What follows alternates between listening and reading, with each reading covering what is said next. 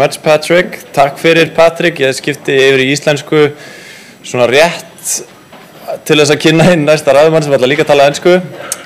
Ég vona að hún tala ensku, fari ekki að tala dönsku fyrir mig allavega. En eins og Patrick sagði þá Headspace hugmyndafræðin búin að dreifast víða heiminn og fyrir nokkrum árum var hún til í Danmörku og til þess að segja okkur frá Headspace í Danmörku uppbyggingunni þar hingað komin Trine Hammershøi. Hún framkvæmdastjóri samtaka Headspace í Danmörku. Please welcome Trine Hammershøi.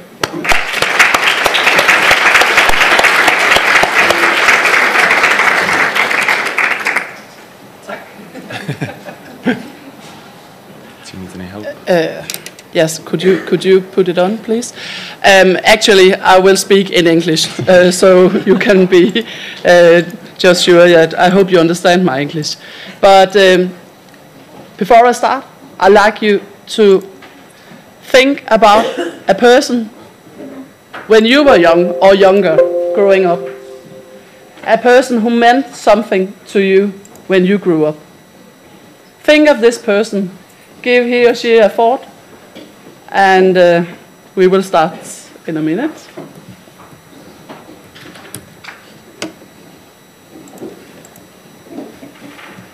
Thank you. Yes, hello. My name is Trine, and I'm very delightful to be here today. Very humble to speak after Pat McGorry, the founder of Headspace in Australia. And I'm very grateful to be here. And we have met some of your super women here in Iceland. I think it's fantastic how far you have come already. About this person, I ask you to think about. I imagine maybe he or she meant something to you because she listened, or he listened to you. He had great expectation. You could always maybe come to the person. Actually, this is Headspace Denmark. We are such a person. Because in Denmark, a lot of young people, they don't have anyone to speak to. They don't feel safe speaking about their problems, but they have to have an adult or a peer who will listen to them. So we went down to Australia in 2012. We are the social network behind Headspace, and as you can see, Paul, he has been up here later this morning. He is our former Prime Minister in Denmark. And he also had a very tragic story about himself. His only daughter, she committed suicide. And therefore, he knew that young people in Denmark should have some to talk to. Nowadays, it's Benedikte Kjær, who is a mayor of Helsingør and former Prime Minister for the Conservative Party. So as Patrick said, you really need political support, both from the state but also from the municipalities. And as you can see here, the social network consists of a lot of initiatives, but Headspace is the greatest initiative and the biggest initiative we have. As I said, in 2013 we established Headspace Denmark based on some of the successful targets from Headspace Australia. We share the fact that you could be between 12 and 25. We will not close the door if you are 11 or you are 27, but this is our target group. And besides from that, we do base it on primarily volunteers workers.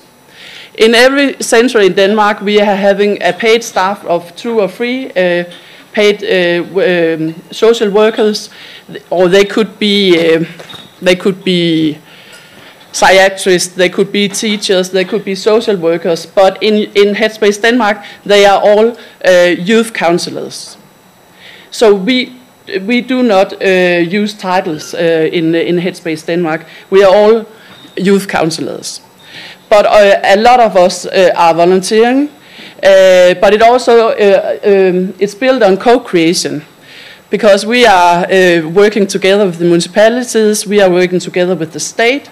And in every single Headspace center in Denmark, there is a person from the municipality, and I will show you later on, there's also persons from the regions. I don't know how it is here in Iceland, but in Denmark, the welfare system is based on 5 regions. And we are not the answer to every problem. We are a supplement to the existing system. And in 2015 we started this project, and it was primarily based on private funding. And nowadays we have the state with us, but I'm very envious about the Australian model, because you started with state funding also. And I think it's crucial. If you can do it also with state money, you will send a sign to the world or to the Iceland people that this is a target, we care for you. In Denmark, we have the same problems and figures as almost as Pat showed from Australia. A rise in youngsters with mental issues. And we are having this about 20% of young people who say for themselves that they don't feel well. And this is almost this 20% that we will help in Headspace Denmark. But as you can see, it's depressing figures. In Denmark, I don't know how it is here in Iceland, but in Denmark, every second family is closely affected by mental illness. And around 1 in 5 Danes will experience mental illness during their lifetime. So we have to speak more openly about it. I don't know how it is here in Iceland, but in Denmark, we didn't speak openly about it for 10 years ago. It's much better now, but it can still be better. So we need to speak more openly about it. And therefore, we established Headspace Denmark. As Pat says, it goes in Denmark as in Australia. We are you can come anonymous and you can get free access to Headspace. We are having no waiting lists. And we have time, and you can come 1 time, you can come 10 times, you decide. It's not almost, it is what makes sense to the young people, makes sense to Headspace Denmark. And no problems are too big or too small. Today we see young people with heart sorrows, we see young people who need psychiatric help, we see some young people having problems with their families, conflict with their families, but we also see quite a new group which we didn't think about when we established it in 2017. It is young people who wants to get out of gangs. They hadn't nowhere to go, they say to us, but they feel Headspace is a safe place for them. And we know nothing about gangs, but you know, we can bridge, as I was very fond of Pat's photo of, you know, the gap, because Headspace, also in Denmark, we are bridging young people. We are not turning them away, we are not closing the door, but we are helping them to find the right way, one-stop shop. And again, we have no fixed agenda, and we collaborate with the local government and their initiatives, because in every single town there is local problems. And you have, if you are doing more centers, you have to deal with local problems also. And now I'd like to show you also a little film. Can I get help? Because I don't know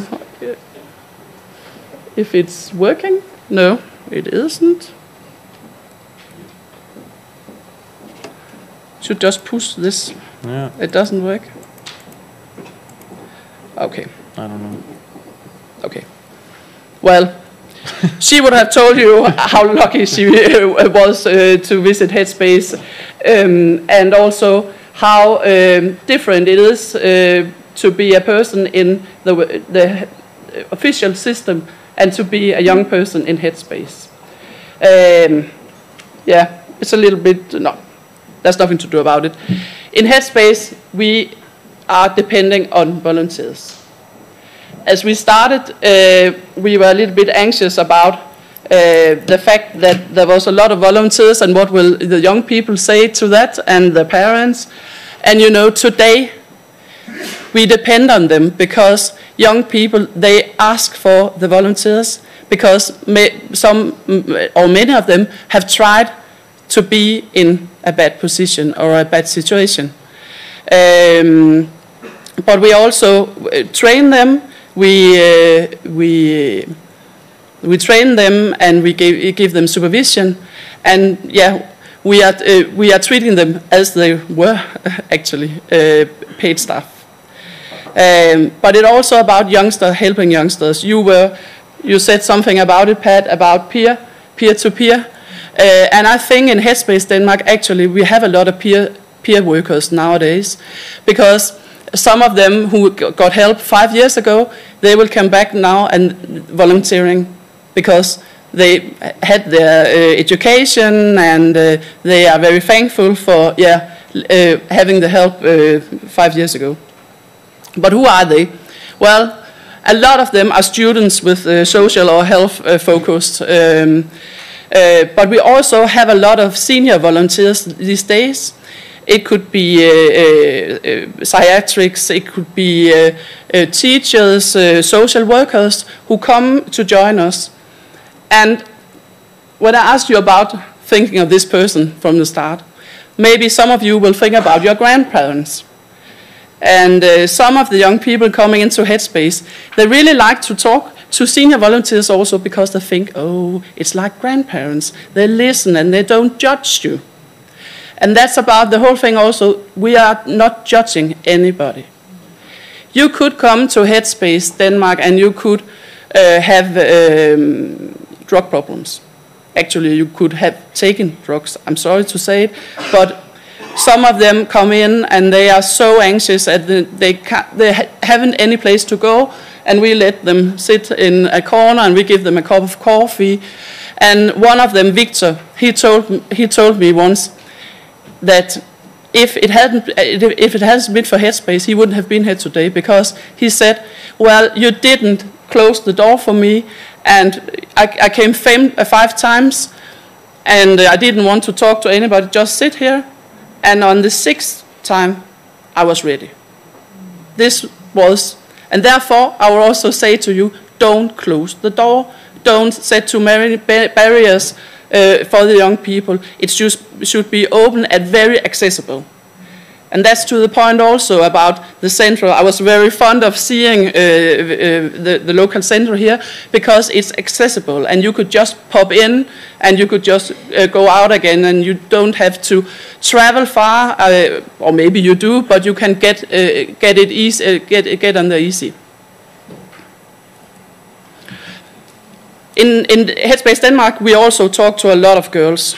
You can see two-thirds of people coming in, it's girls, and I think it's maybe it's a worldwide problem that there's so many girls. But we also have to be aware that young men, they come not because of a feeling, they come for a reason. So therefore, we are very eager in Denmark also to explore new kind of ways to get in touch with the young boys. So we will cooperate with some Danish football clubs and a lot of places where young men come, because we know they are having the same kind of problems, but maybe they are handling it in another way. But we need to speak to them before it goes wrong. In Denmark, right now, we are talking about handling and structuring everyday life, education and work. I don't know how it is here in Iceland, but in Denmark, we have had 6 reforms in the educational system in the 5 previous years. 6.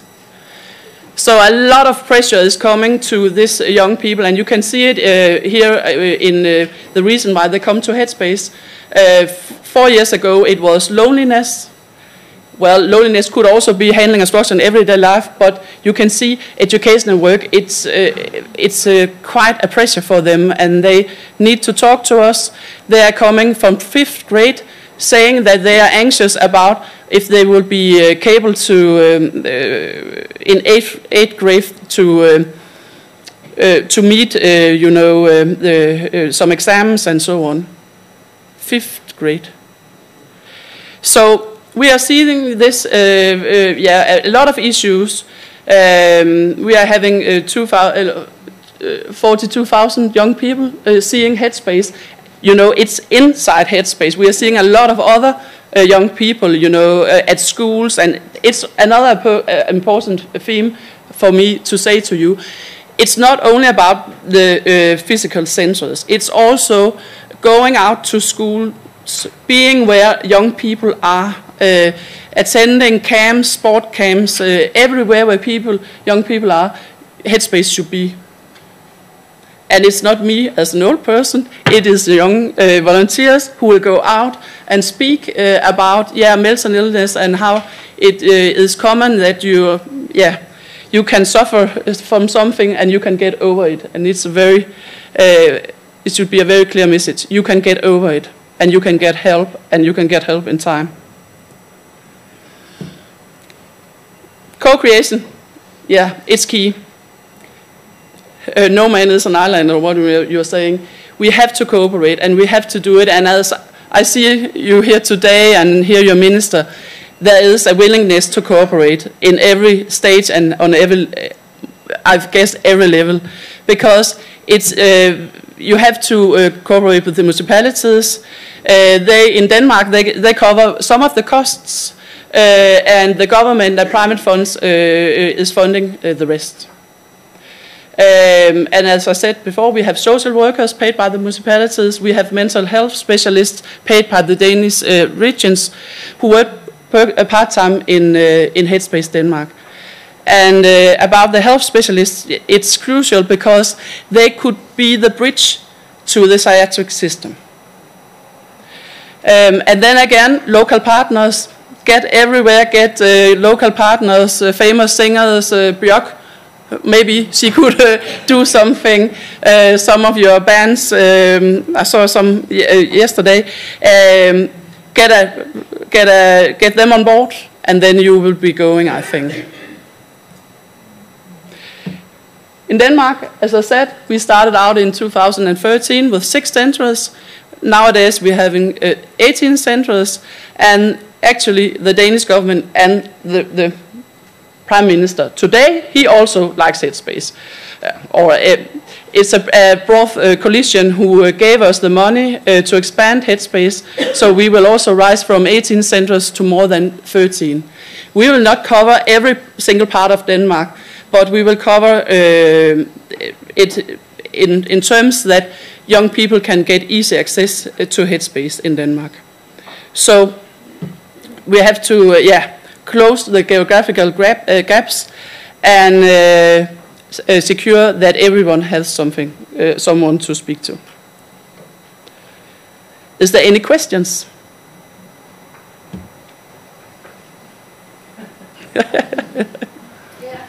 Yes? Isn't this a question of manifesto in a way of how we work with people? Because we have a lot of different things in your life, but we need to collaborate between centers so people will talk with you. So I think what you're saying and also you, that we need a different manifesto how we work. Yes, yes. And that's the revolution in a way. Yeah. Also we have to look at the society. Why are we feeling so bad? So this is very much politics. Yes. You're so right, because it's about the way we're cooperating. And I can tell you, in Denmark, when we have been doing Headspace in Denmark, some mayors are saying to me that we have also been changing the system, because people in the system, they are not, I don't know how it is here, but in Denmark they're not used to work together. They are working in silos, not bridging. So yes, this is a kind of way of new thinking and kind of way of working together in a new way. But I have to say that, as Pat also said, this thing that young people know, there's one place they can go, and there you can get the help. And it's not, it's from the outside, it seems quite easy to get help. We know there's a lot of work being going on backwards, but to the young person, it's quite accessible and it's easy to get the help. So I think you need this accessible places. Call them headspace, call them something else, I don't care. But you need to have physical places, because in Denmark, when we started, there weren't these physical places. There weren't. There was some, municipalities, places, but young people, they didn't trust them. They didn't trust that they didn't become a case in these systems. So, but you're right. We have to work in another way and work together and bring down the silos or break down the silos. Yes. More questions? Okay. I'm sorry I couldn't show you the movie, but yes, I really hope that you will get on and get along, and you will have an army with you, as Pat said, because you need an army, or you need a lot of people coming together, sharing the Headspace idea. So yes, thank you so much.